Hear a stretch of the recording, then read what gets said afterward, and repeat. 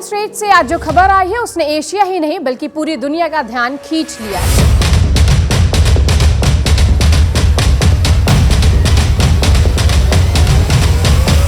चीन ताइवान की सैन्य तैयारियों की परीक्षा ले रहा है।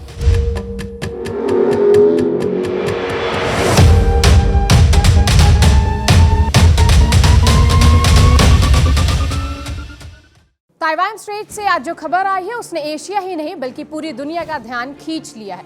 ताइवान का दावा है कि चीन के 9 मिलिट्री एयरक्राफ्ट ने रेड लाइन पार की है। वहीं समुद्र में 6 नेवल वेसल और 1 शिप एक्टिव देखी गई है।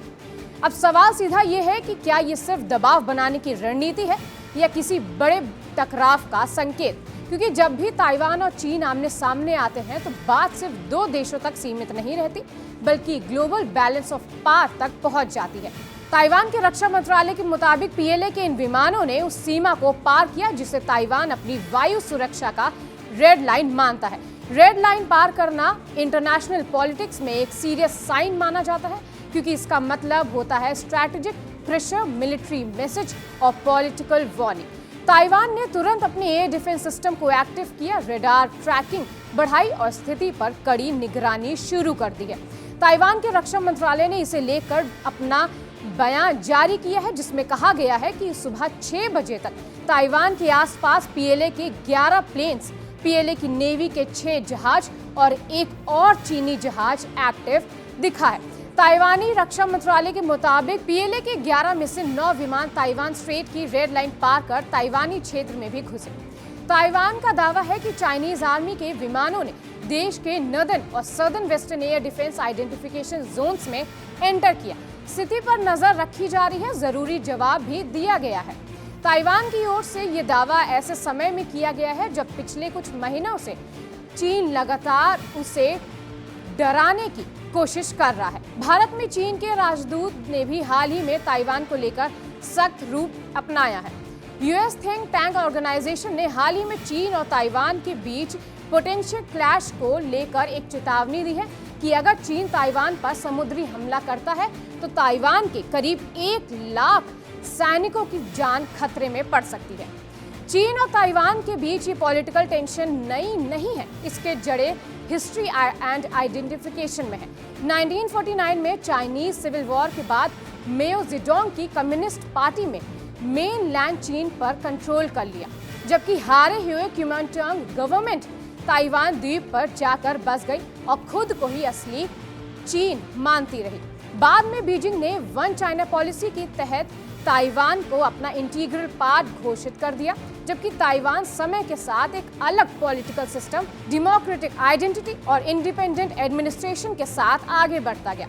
यही पैराडॉक्स प्रिंसिपल बीजिंग का रीयूनिफिकेशन का दावा और ताइवान की इंडिपेंडेंट आइडेंटिटी दोनों के बीच तनाव की मूल वजह है। आज की सैन्य झड़पें और रेड लाइन की घटनाएं दरअसल उसी अधूरे इतिहास का विस्तार है, जहां युद्ध खत्म हुआ लेकिन विवाद कभी भी सुलझा नहीं।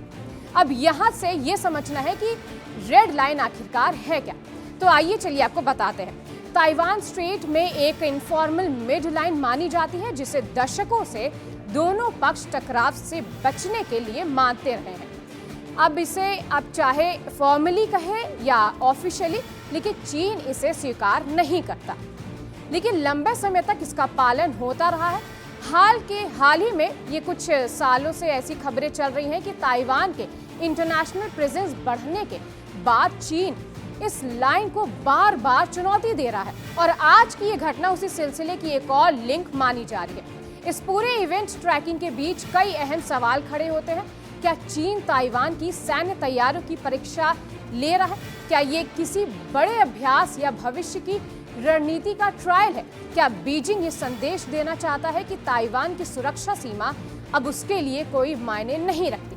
और सबसे बड़ा सवाल ये खड़ा होता है कि क्या ये तनाव किसी खुली जंग की ओर बढ़ सकता है, और या ये सिर्फ मनोवैज्ञानिक दबाव की रणनीति है? मिलिट्री एनालिस्ट इनकी माने तो ये कहना है कि चीन अक्सर ग्रे जोन स्ट्रैटेजी अपनाता है, यानी ऐसा प्रेशर जो वॉर से लो लेवल पर रहता है, लेकिन सामने वाले देश को लगता है कि तनाव में रखा जा रहा है उसे। लेकिन बार बार एयरक्राफ्ट भेजना, नेवल मूवमेंट दिखाना और रेड लाइन को चुनौती देना इसी रणनीति का हिस्सा माना जाता है। इसका मकसद युद्ध छेड़ना नहीं, बल्कि ये दिखाना होता है कि आखिर ये आर्म कंट्रोल किसके हाथ में है। किसी ने सत्ता पर अपनी पकड़ बना रखी है। दूसरी तरफ ताइवान में भी हर बार ये स्पष्ट करना चाहता है कि अपनी सुरक्षा को लेकर सतर्क रहे और किसी भी घुसपैठ को नजरअंदाज नहीं करेगा। ताइवान के लिए ये सिर्फ आर्मी या मिलिट्री से रिलेटेड मामला नहीं है, बल्कि उसकी सॉवरेनिटी और आइडेंटिटी से जुड़ा सवाल है। और यही वजह है कि हर ऐसी घटना पब्लिकली सामने आए ताकि इंटरनेशनल कम्युनिटी को सिचुएशन की सीरियसनेस का एहसास कराया जा सके। अब अगर इस घटनाक्रम को ग्लोबल पर्सपेक्टिव से देखें तो तस्वीर और बड़ी हो जाती है। ताइवान स्ट्रेट को दुनिया के सबसे संवेदनशील इलाके में गिना जाता है। अमेरिका, जापान और कई पश्चिम देश ताइवान की सुरक्षा को रीजनल स्टेबिलिटी से जोड़कर देखते हैं। ऐसे में चीन और ताइवान के बीच हर सैन्य हलचल पर दुनिया की नजर रहती है, क्योंकि ये तनाव बढ़ने का मतलब है ग्लोबल ट्रेड, सप्लाई चेन और स्ट्रैटेजिक बैलेंस पर असर है। ताइवान की अपनी सरकार डेमोक्रेटिक सिस्टम पर आधारित है। ताइवान में राष्ट्रपति और संसद को सीधे जनता द्वारा चुना जाता है। राष्ट्रपति ताइवान का चीफ एग्जीक्यूटिव होता है और वहां सरकार के पॉलिसी डिसीजंस लेता है। वहीं संसद कानून बनाने में, बजट पास करने में और एग्जीक्यूटिव्स की निगरानी करने का काम करती है। ताइवान में मल्टी पार्टी डेमोक्रेसी है, जिसमें प्रमुख राजनीतिक दलों में डेमोक्रेटिक प्रोग्रेसिव पार्टी DPP और क्यूमिनटैंग KMT शामिल है। फिर भी ताइवान कई क्षेत्रों में चीन पर निर्भर है। आर्थिक और व्यापार दृष्टि से ताइवान की अर्थव्यवस्था का बड़ा हिस्सा चीन के साथ व्यापार और निवेश पर आधारित है। चीन ताइवान का सबसे बड़ा व्यापारिक साझेदार है। इलेक्ट्रॉनिक्स, टेक्नोलॉजी और एक्सपोर्ट्स में चीन पर काफी हद तक निर्भर रहता है।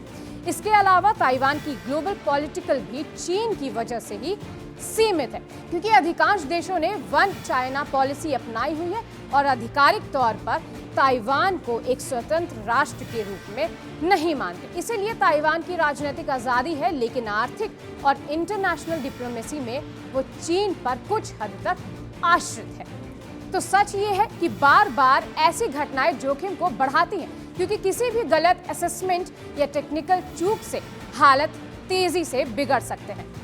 अंत में सवाल फिर वही आ जाता है कि क्या ये सिर्फ एक चेतावनी है या आने वाले समय की झलक। ताइवान और चीन के बीच तनाव नया नहीं है, लेकिन उसकी स्पीड, बवालों की हालातें लगातार बढ़ रही हैं। तो आज ये एयरक्राफ्ट और वेसल की बात है। क्या यही लार्ज स्केल मिलिट्री एक्सरसाइजेस या टफ पॉलिटिकल मेजर्स में बदल सकता है? दुनिया के लिए सबसे बड़ी चुनौती यही है कि इस तनाव को कैसे शांत रखा जाए। पूरी बातें का सार यही है कि ताइवान स्ट्रेट में हालात नाजुक हैं और ऐसे में बैलेंस बनाना बहुत जरूरी है।